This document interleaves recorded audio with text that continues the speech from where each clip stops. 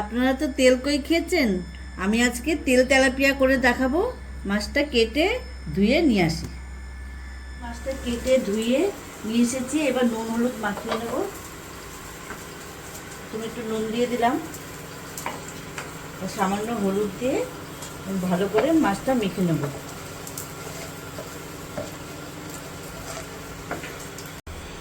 মাছটা নুন হলুদ দিয়ে মেখে কিছুক্ষণ রেখে দেবো। তেলটা গরম হয়ে গেছে, আমি সর্ষের তেল দিয়ে মাছটা কিছুক্ষণ ভেজে নেব। তেল গরম হয়ে গেছে, আমি মাছটা ভেজে নেব।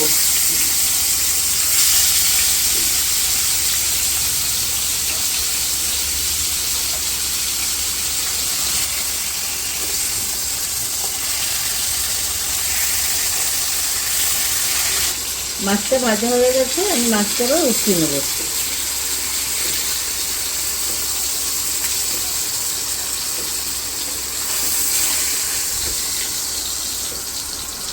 মাছটা রান্না করার জন্য একটা মশলা তৈরি করে নিতে হবে। আমি মশলাটা তৈরি করে নিচ্ছি।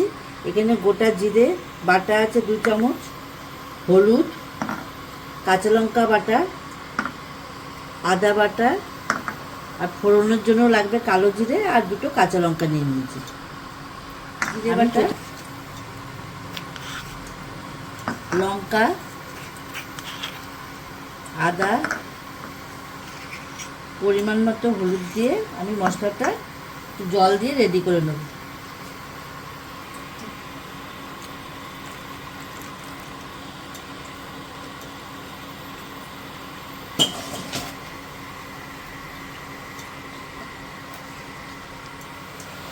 কড়াইতে একটু তেল দিয়ে দেবো। যেহেতু এটা তেল তেলাপিয়া রাখবো, তাই জন্য একটু বেশি তেল লাগবে। এবার দিয়ে দেবো ফোড়ন। তেলটা বেশি আমি পোড়াবো না, আমি এই কাঁচা তেলের মধ্যেই মশলাটা দিয়ে দেবো।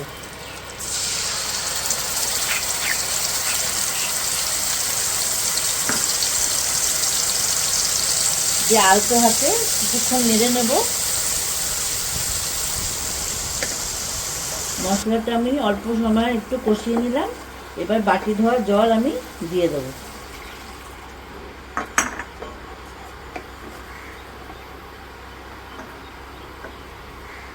দুটো কাঁচা লঙ্কাও দিয়ে দিলাম। এবার ঝোলটা ফুটে উঠলে আমি মাছটা দিয়ে দেব। ঝোলটা ফুটে উঠেছে, এবার আমি মাছটা দিয়ে দেব। আমি এইভাবে কই মাছও তো রান্না করি, আজকে আপনাদের তেলাপিয়া মাছ করে দেখালাম। আর এই রান্নাটা আমি আমার ছোট বিয়ার থেকে শিখেছি। আমি একটু ঢাকা দিয়ে দেবো।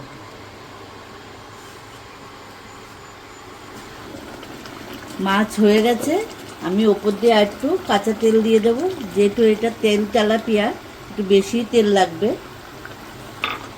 দিয়ে আমি 2 মিনিট মতো ঢাকা দিয়ে রাখবো, গ্যাসটা অফ করে। তৈরি হয়ে গেছে তেল তেলাপিয়া। এবার রান্নাটা কেমন লাগলো অবশ্যই আমাকে কমেন্ট করে জানাবেন, আর একটা শেয়ার করে দেবেন।